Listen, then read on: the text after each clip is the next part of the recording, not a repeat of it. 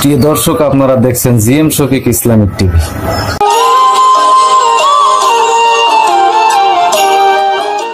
আসসালামু আলাইকুম প্রিয় দর্শক, আপনারা দেখছেন নির্বাচনী হালচাল পর্ব ৫। আজকের বিষয়, নির্বাচন কতটা সুষ্ঠু হতে পারে। শুনুন তাহলে। প্রিয় দর্শক, যতই দিন অতিবাহিত হচ্ছে ততই নির্বাচন ধেয়ে আসছে। তাই তো এখন গ্রামগঞ্জের অলিতে গলিতে চায়ের দোকানগুলোতে নির্বাচনের হাওয়া বইতে শুরু করেছে। লোকের মুখে মুখে এখন শুধু নির্বাচনের কথা।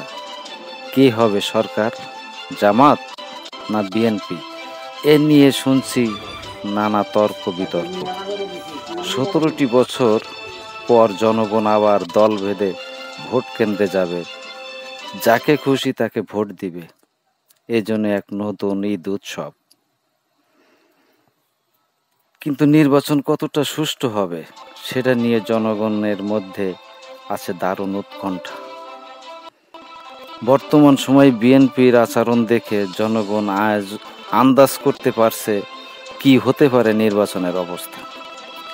নির্বাচনের আগেই বিএনপি থানা হাজত ভেঙে পুলিশকে আহত করে ছিনিয়ে আনলো আসামি। এমন বর্তমান পরিস্থিতিতে আগামী নির্বাচন কতটা সুষ্ঠু নিরপেক্ষ হতে পারে এখন সেটা ভাববার বিষয়। বিএনপি এখন ক্ষুধার্ত হিংস্র নেকড়ের মতো আচরণ করছে। যে কোনো কিছুর বিনিময়ে ক্ষমতা তাদের চাই। সেনাবাহিনী, পুলিশ বাহিনী, ডিবি, র্যাব, এদের মধ্যে এখনও মেজরিটি পারসন শেখ হাসিনার স্বৈরতন্ত্রের প্রেতাত্মা। টাকার বান্ডিলের সামনে এরা যে কোনো সময় পাশা উপাল্টে দিতে পারে। আর পারে বলেই তো থানার ভিতর আক্রমণ করে হাজতখানার তালা ভেঙে আসামি বের করে নিয়ে যেতে পারে। একটা নির্বাচনের মেজরিটি পারসেন্ট ক্ষমতা থাকে নির্বাচন কমিশনের উপর, বাকিটা সরকার ও দেশের জনগণের উপর নির্ভর করে। শেখ হাসিনার আমলে টাকাই পালা নির্বাচন কমিশনের কি বেহাল অবস্থা করেছে তা হয়তো সবাই দেখেছেন বিভিন্ন মিডিয়ার মাধ্যমে। তাই বর্তমান নির্বাচন কমিশন যদি ইতিহাস থেকে শিক্ষা না পায় তাহলে আরও ভয়ঙ্কর পরিণতি দেখবে দেশের জনগণ।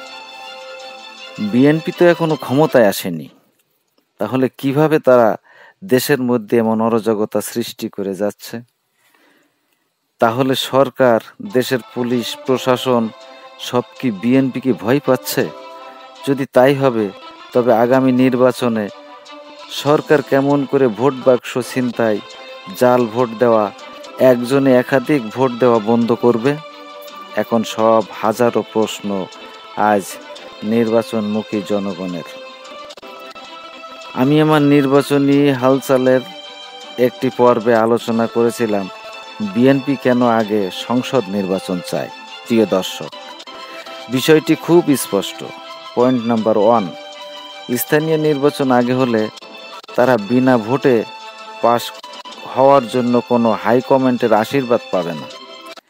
পয়েন্ট নাম্বার 2, যদি আগে সংসদ নির্বাচন হয় তাহলে একজন এমপি অধীনে যতগুলো ইউনিয়ন দলীয় চেয়ারম্যান থাকব প্রত্যেকে যে কোনো মূল্যে বিজয়ী করার প্রতিশ্রুতি দিয়ে হাতিয়ে নেবে হাজার হাজার লক্ষ লক্ষ টাকা।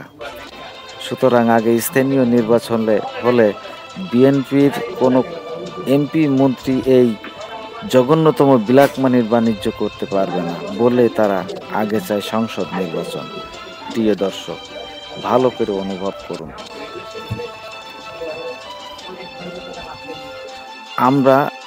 আমরা যারা সাধারণ জনগণ যতই উৎসব মুখর নির্বাচনের পরিবেশ দেখতে চাই না কেন, সেটা কখনোই সম্ভব হতে দিবে না ক্ষমতায় আসক্ত ক্ষুধার্ত বাংলাদেশ জাতীয়তাবাদী দল। প্রিয় দর্শক, বর্তমান নির্বাচনের আগে বিএনপির যে অরাজকতা, খুন, ধর্ষণ, চাঁদাবাজি, দখলদারিত্বের মতো কার্যক্রম চালিয়ে যাচ্ছে সরকার ও প্রশাসনের নাকের ডোগার সামনে দিয়ে, তাতে খুবই স্পষ্ট যে নির্বাচন মোটেও সুস্পষ্ট হবে না। সুতরাং প্রিয় দর্শক, প্রস্তুত হতে থাকেন আরও একটা প্রহসনের নির্বাচন দেখার জন্য। বর্তমান এমন একটা পরিস্থিতি যেন মনে হচ্ছে বিএনপি যা যেমনি বলবে দেশের মানুষকে, এদেশের জনগণকে তাই মেনে নিতে হবে। প্রিয় দর্শক, বাংলাদেশের জনগণ কি আর স্বৈরা শাসন মেনে নিবে? আপনার কি ধারণা? কমেন্ট করে জানিয়ে দর্শক, আজ এ পর্যন্ত। এতক্ষণ আমার সঙ্গে থাকার জন্য ধন্যবাদ। চোখ রাখুন নির্বাচনী হালচাল পর্ব 6 দেখার জন্য। খোদা হাফেজ।